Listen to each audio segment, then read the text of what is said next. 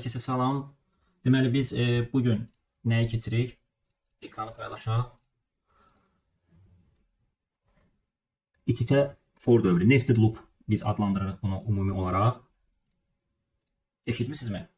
Yəni hər halda məlumatınız var. İç-içə dövrlər. İç-içə dövrlər ən bariz nümunələrini verəcəyik.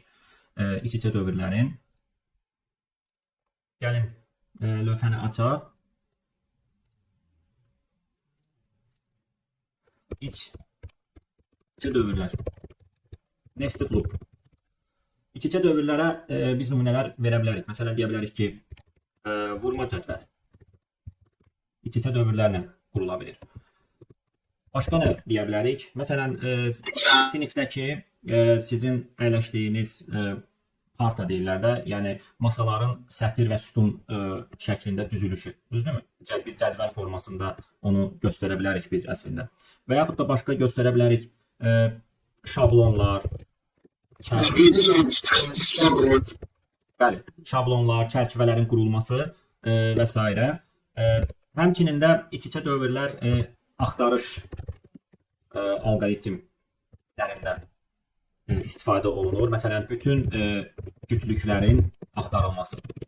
Bu massivləri keçəndə daha yaxşı anlayacaqsınız bunu. Siyahıda, məsələn, siyahıda bütün 2-2 elementlər gəzmək istəyirsiniz. Yəni bütün pairlərə, cütlüklərə baxmaq istəyirsiniz və s. Ümumiyyətlə, iç-içə dövrlər bizdə tez-tez istifadə olunur. Baxmayaraq ki, zaman mürəkkəbliyi aşağıdır, amma çox əlverişli tərəfləri var. İndi gəlin bunun keçək əsas reallaşdırılmasına. Məsələn, biz bir dənə dövr qururduq. Məsələn, mən bu dövrü qururam. I başlayır 1-dən. I kiçikdir, bərabərdir 5-ə qədər. I plus sayır. Məsələn, çıxışa bir dənə hello yazısını verir. Bu çıxışa bir dənə hello yazısını verir. Və dövr 1-dən 5-ə davam elədiyi üçün 5 dənə hello yazısını verəcək sözsüz ki. İndi biz bunu iç-içə dövr kimi göstərsəydik. Məsələn, biz gəlib burada da bir dənə dövr açsaydıq. Desəydik ki, bu başqa bir dəyişən verirsiniz ki, i ilə j dəyişəni qarışmasın. Məsələn, 1-dən tutaq ki, 3-ə qədər davam eləsəydi. Və burada da yenə də çıxışa hello versəydik, toplamda çıxışda neçə dənə hello verilərdi? 15 dənə, bəli, doğru deyirsiniz. 15 dənə burada hello yazısı veriləcəkdir. Deməli, buradan belə çıxır ki, bu dövr neçə dəfə işləyirsə, neçə iterasiya işləyirsə, bu da neçə iterasiya davam edirsə, onların hasili qədər hello yazısı veriləcək. Sadə bir nümunədir. Yəni, burada biz əsas nəyi anlamalıyıq? İç-içə dövr necə işləyir? İndi həmin hissəyə gələcək. Yəni, buradan belə baxıb deyə bilərik ki, 5 vurulsun 3, 15 eləyir və yaxud da burada neçə dənə iterasiya sayı gedirsə, toplamda burada da neçə gedirsə, bunların hasili qədər hello verilir. Amma bəzi hallarda bunlar daha mürəkkəb ola bilər, bu dövrlər. Ona görə biz həmin dövrlərdə i və j dəyişənlərinin necə dəyişdiyini mütləq düzgün izləməliyik. Məsələn, biz əgər burada hello əvəzinə, baxın, hello əvəzinə i yanında da bir dənə o j dəyişənini versəydik, bax, i yanında da j dəyişənini versəydik, gəlin baxaq burada vəziyyət necə dəyişərdi. Məsələn, kodu qoyaq bura, yerləşdirək. Buradan gəlin bir dənə cədvəl ayıraq. Məsələn, i və j ayırıram. Göstərmək istəyirəm ki, birinci i-nin dəyəri neçə olacaq ilk çıxışda? i 1-dən başladığı üçün 1 olacaq. Düzdürmü? i 1-dən başlayacaq, gələcək bu dövrə j-ni 1 verəcək, onda belə çıxır ki, 1-1 veriləcək çıxışı. Düzdür? Razısınız bundan? İndi ikinci dəfə bu dövr hələ bitmədiyi üçün, axı i 1 olanda gözləyir ki, bu dövr bitsin. Yəni, xarici dövr, daxili dövr. Xarici dövr başladı 1-dən, keçdi daxili dövrə. Daxili dövr bitməlidir ki, təzədən o xarici dövrə qayıdıb, i-ni bir vahid artırıb 2 eləsin. Deməli, biz bunu davam elətdirsək, bu hələ də i-nin qiymətini 1 verəcək, amma j-ni neçə verəcək? 2 verəcək. Bəli. Sonra, davam eləsək, j axı 3-ə qədər getməlidir. Onda belə çıxır ki, i hələ də 1 qalıb, j-ni 3 eləyəcək və bundan sonra j davam eləməyəcək, bu dövr bitəcək. Bu dövr bitdiyi üçün gələcək xarici dövrə, iterasiyanı bir dənə i-ni artıracaq və davam eləyəcək, i olacaq 2. i 2 olacaq, ondan sonra yenə də j başlayacaq 1-dən 3-ə. Deməli, 2, 1, 2, 2, 2, 3. Düzdür? Sonra da 3, 1, 3, 2, Bəli, bu şəkildə davam edəcək. 3, 1, 3, 2, 3, 3. Yəni, bizdə bu dövr 5-ə qədər getdiyi üçün i gəlib 5-ə çatmalıdır da. Yəni, belə deyək. Biz özümüz dayandırmamışıqsa, i gəlib 5-ə çatmalıdır. 4, 1, 4, 2, 4, 3, 5. 1, 5, 2, 5, 3. Və ondan sonra qayıdacaq, iterasiya artıracaq, gözə şərt ödəmir. Bu dövr bitdisə, yəni bu dövr ümumiyyətlə dayanıbsa, bura gələ bilməz yəni proqram. Çünki bu bunun içərisindədir. Baxın, bu dövr bu dövrün içərisindədir. Deməli, bu dövrün bitməsi elə buranın, bunun da bitməsi deməkdir. Amma hər addımda onsuz da bu başdan ayağa işləyir, yəni 1-dən 3-ə, 1-dən 3-ə. Çünki bu dövr hər addımında bunu yenidən başladırıq. Düzdür? Yeni bir elə ki kod kimi başladır onu. J 1-dən 3-ə qədər. Və bunu run eləsək, biz əgər bunu həqiqətən də anladıqsa, onda iç-içə dövrü daha mürəkkəb məsələlərə tətbiq edə bilərik. Görürsüz?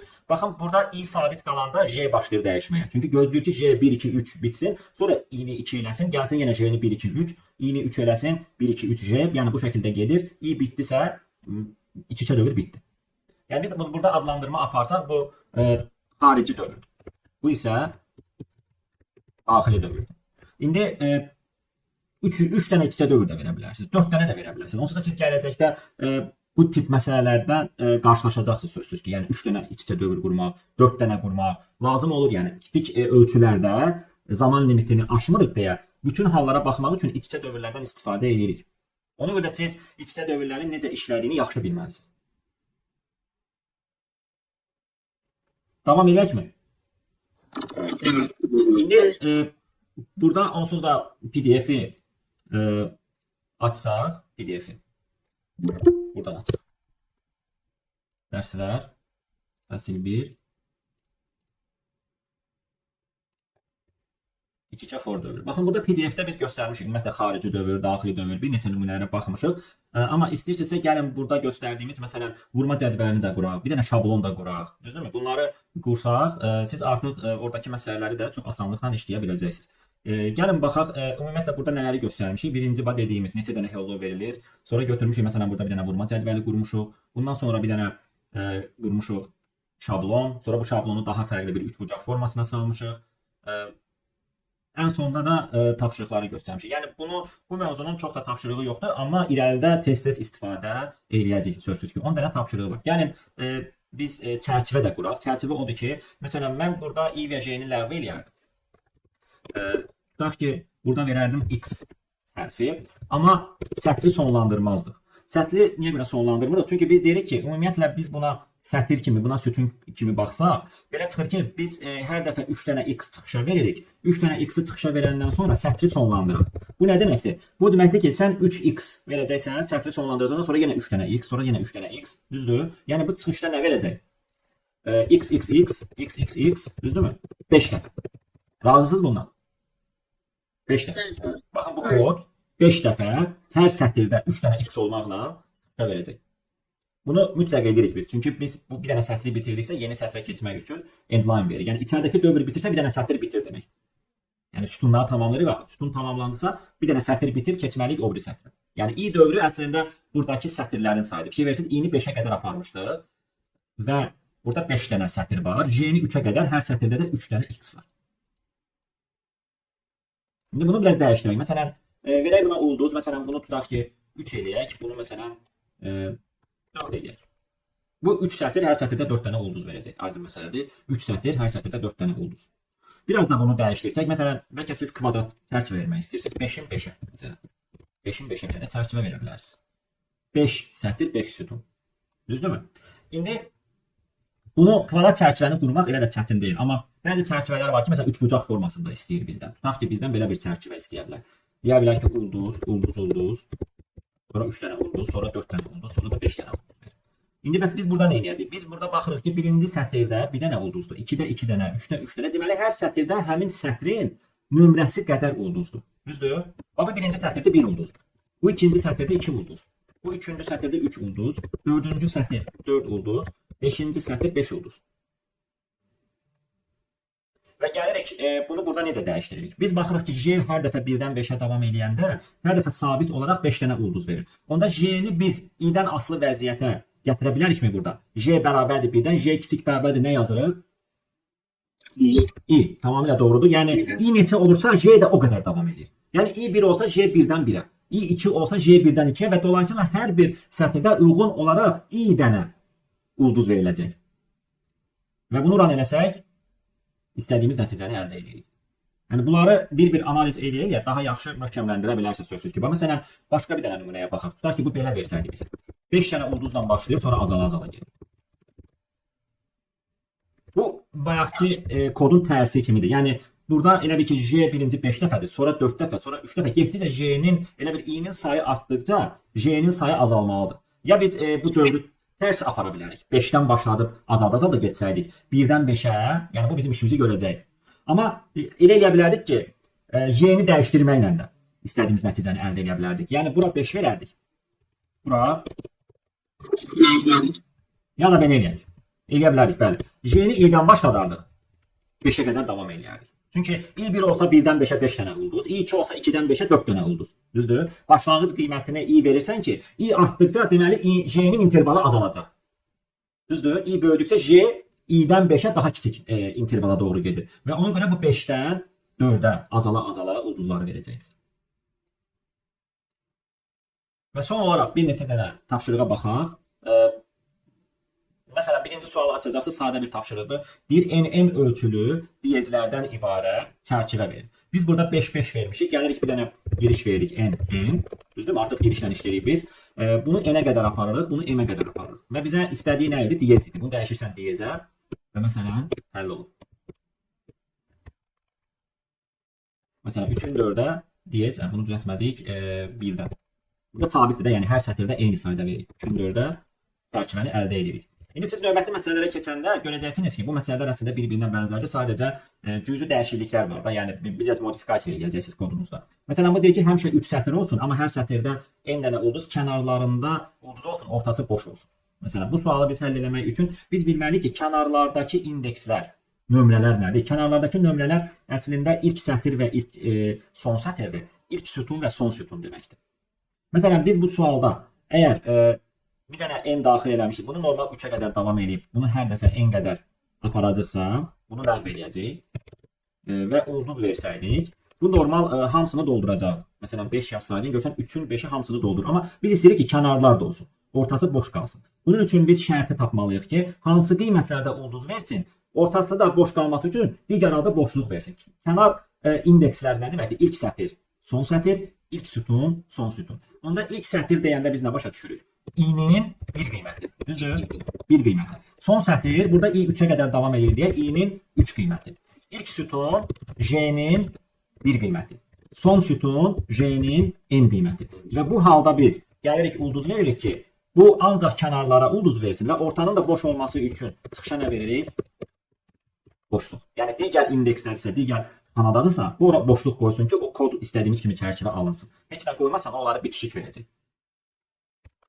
Və bunu run eləsək, 5 versək, istədiyimiz nəticəni əldə edirik. Yəni, məsələn, bunu artıq biz riyazi olaraq düşünürük də. Yəni, ilk sətir, son sətir, ilk sütun, son sütun. Məsələn, diagonalda olan, tərs diagonalda olan. Yəni, bunları məsələlərdə görəcəksiniz. Məsələn, bunu davam eləsək, burada da buna oxşar məsələdir, amma bu n-in n-ə çərçivədir. N-in n-ə çərçivədirsə, gələcəksən, bunu da n eləyəcəksən. Düzdür? Gələcəksən, burada da i-nin son sətri nə olacaq?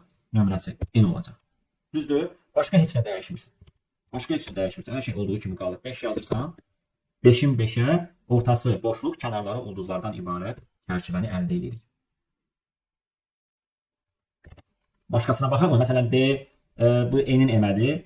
Burada gələcəksiniz n, burada verəcəksiniz m. Onda sütunun son nömrəsi olur m. Gəlirsiniz bir dənə də bura m artırırsınız. Və məsələ həll olur. n, m.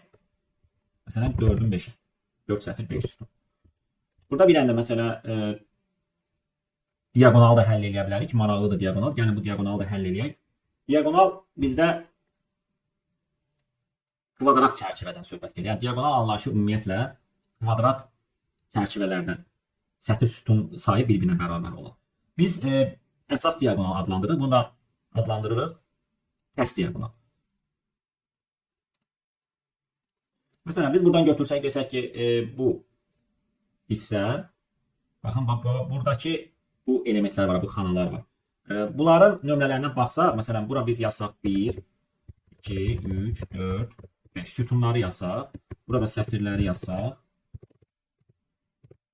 biz görürük ki, bu əsas diagonaldakı xanalarda qayda necə ödənir? Yəni, sətir nömrəsi ilə sütun nömrəsi bərabər olur. tamamilə doğrudur. Yəni i və j bir-birinə bərabərsə, deməli biz əsas diaqonaldayıq. Əsas diaqonal. Baxın yazıq bura. Əsas diaqonal. Və indi gəl tərs diaqonalı seçək. Tərs diaqonalda biraz qayda daha mürəkkəb olacaq. Amma onu da tapa bilərdik. Yəni bu tərs diaqonaldır. Burada i ilə j-ni gəlin yazaq. Baxaq görək necə dəyişir. i 1 olanda j neçə olur? 5. i 2 olanda j 4. Düzdürmü? Biri artanda biri azalır. Fikir verirsiniz. i 3 olanda j 3.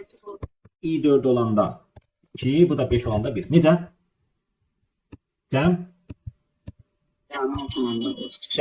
həmişə 6-dır. Cəm həmişə 6-dırsa, deməli biz buradan deyə bilərik ki, tərs diaqonalda cəm sabitdir. Nəyə bərabərdir? i və j-nin cəmi. 6 hardan gəlir? Yəni n-in nə olsaydı bu n plus 1 olacaqdı, düzdür? Çünki ilk sətrin 1-dir, maksimum sənin sütunun n-dir. 1 plus n plus 1-dir, düzdürmü? Bu da tərs diaqonalın qaydasıdır. Yəni 5 üçün bəli 6-dır. Əslində 6 1 plus 5-dən gəlir. Bizdə də 5 maksimal ölçüdür n-dir. Onda n-in n-ə olsaydı bu çərçivə n plus 1 cəmini əldə edəcəkdik. Və məsələni həll etmək üçün biz kvadrat çərçivədə bir dənə daxil edirsiniz ölçü. Düzbucaqlı çərçivədə n-in m-ə 2 dənə ölçü daxil edirsiniz. Bunu n edirsiniz, bunu n edirsiniz. Şərtimiz nədir? Biz əsas diaqonaldan danışırıqsa i j-yə bərabər. Və o birisini də buna qoşa bilərsən və yaxud da deyə bilərsən ki, i ilə j-nin cəmi n plus 1-dirsə. Bu zaman ulduz ver, digər halda boşluq ver. Düzdür? Biz istəyirik ki, tərs diaqonalda və əsas diaqonalda ulduzlar verək, olan şərtini verərək, digər halda boşluqlar verək ki, istədiyimiz nəticəni əldə edək. Və proqramı run eləsək,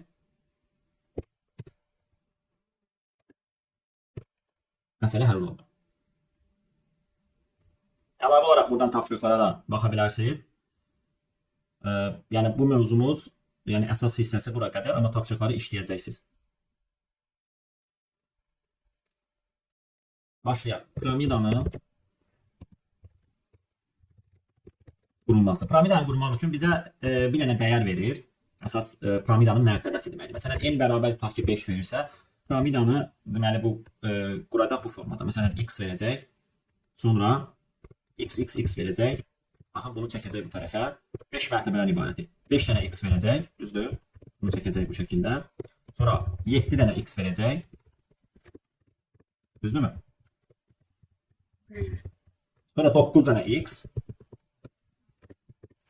Və piramida quruldu. Biz bunu ümumiyyətlə piramidada hər bir mərtəbəsində simvolların sayına diqqət eləməliyik. Neçə dənədir? Tək sayda. Tək saydadır. Birinci bunu bilməliyik. İkinci, piramidanın bu formada çıxışda alınması üçün bundan qabaqdakı boşluqlar verməliyik. Məsələn, burada ən sonuncu mərtəbədə boşluq yox idi, amma bundan qabaq bir dənə boşluq, bundan qabaq 2, bundan qabaq 3, bundan qabaq 4. Deməli, sən 5 mərtəbəli piramidada ilk dəfə 4 dənə boşluq verirsən, sonra 3 dənə, sonra 2 dənə, sonra 1 dənə. Bu bilsiz hansı məsələyə bənzəyir?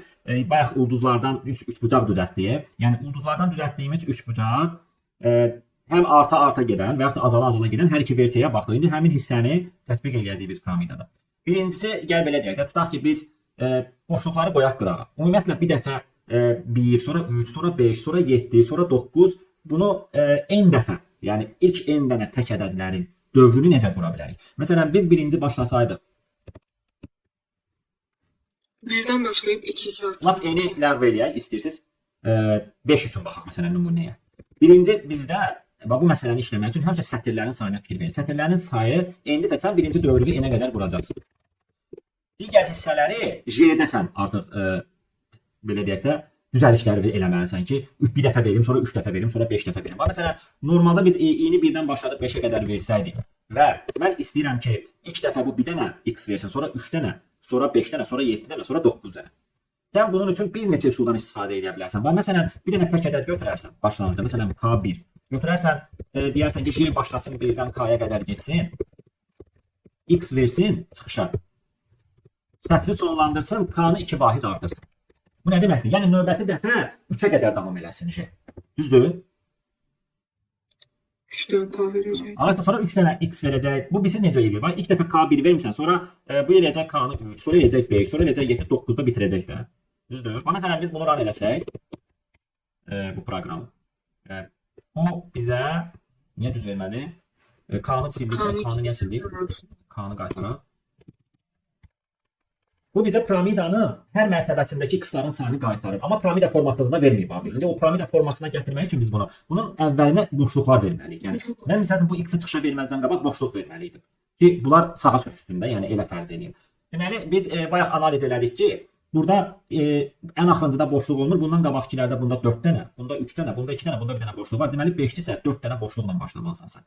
Yəni boşluqların sayı üçün sən bir dənə başqa məsələn m götür 4, 5 çıx 1 də 4 götürürsən. Sən bu x-i çıxışa verməmişdən qabaq götürürsən bunun əvvəlində j verə bilərsən. Çünki j artıq başqa dövrdür. Yəni bunlar bir-birinin içində olan dövr deyil. J başlayır 1-dən j kiçikdir bərabərdir m-ə qədər. J plus plus çıxışa verirsən boşluq. Və bundan sonra sən istəyirsən ki, gələn dəfə 4 dənə yox, 3 dənə verəsən. Onda mən hər addımda m-i bir vahid azalda bilərəm. Boşluqlar əvvəl gəlməlidir, sonra x-lar gəlməlidir. Və piramidanın sağ tərəfi mənə maraqlı deyil. Onsuz mən bundan sonra heç nə vermirəm.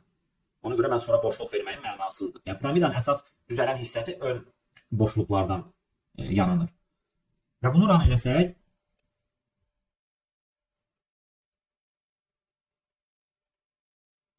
istədiyimiz nəticəni əldə elədik. İndi burada bir məsələ var şahidlər. Bir dənə bunu da tamamlayım. Yəni burada siz gördünüz ki, biz əlavə dəyişənləri istifadə elədik. Əslində o dəyişənləri istifadə etmədən də bu məsələni həll edə bilərdik. Baxın, biz i-dən asılı vəziyyətə gətirə bilərdik j-ni. Və bunları ləğv eləyərdik. Ləğv eləyərdik. Sən ilk dəfə neçə dənə verməli idin? 4 boşluq. 4 dənə. Sən bunu i-dən başladın. Düzdür? 5-ə qədər aparsaydın, bu 5 dənə verəcəkdi. İndi istəyirsən bir dənə az versin. Bunu 5 çıx 1-ə qədər davam edə bilərsən və yaxud da bunu i plus 1-dən başlada bilərdin. Yəni ilk dəfə 4 dənə boşluq, sonra 3 dənə verəcəkdi. Sonra 2 dənə, sonra 1 dənə. Düzdür? Ən axırıncıda heç nə verməyəcəkdi. Çünki bu gəlib 5-dən 5-ə ən axırıncıda bir dənə boşluq verəcəkdi. Ondan sonra 6 olur deyə buna 5 verəndə orada boşluq vermir. Yəni sonuncu sətirdə boşluq verməyəcəkdi. Yəni sən j-ni i-dən asılı vəziyyətə gətirib həmin o boşluqların sayını azalda apara bilərsən. Eyni şəkildə buradan k-nı m-i də gəlin ləğv eləyək. Gəlin bunu da düzəldək. Bu da əslində ilk dəfə sən i-ninci sətirdə i-ninci tək ədəd qədər sən boşluq verirsən. Düzdür? Ona görə sən buraya yaza bilərsən ki, 2i çıx 1 dənə x verirsən. 2i çıx 1 dənə x verirsən. Bax, birinci sətirdə sən birinci tək ədəd qədər verdin. İkinci sətirdə ikinci tək ədəd qədər. 3 gəlir də ikinci tək ədəd. Üçüncü sətirdə üçüncü tək ədəd 5-dir. Deməli, hər sətir üçün sən tək ədədi müəyyən edə bilərsən. Tək ədədin riyaziyyatdakı qaydası nədir? 2k çıx 1 deyil. Deməli, i üçün 2i çıx 1 qoya bilərsən buna. Və 1-dən 1-ə gedəcək bu. Yəni dəfə 1-dən 3-ə gedəcək. Və i-yə 2 ver, 2 vur 2 çıx 1, 3 dənə verəcək. Və dolayısıyla bu k və m götürmədən bizim məsələmizi həll edir. İndi məsələnin ümumi həlli bizdə n varsa, n mərtəbədən söhbət gedirsə, gəlirsən bunu n edirsən, bunu da n edirsən və sənin məsələn artıq məsələn 10 mərtəbəli piramida istəyirsənsə, 10 mərtəbəli piramidanı da düzəldirsən.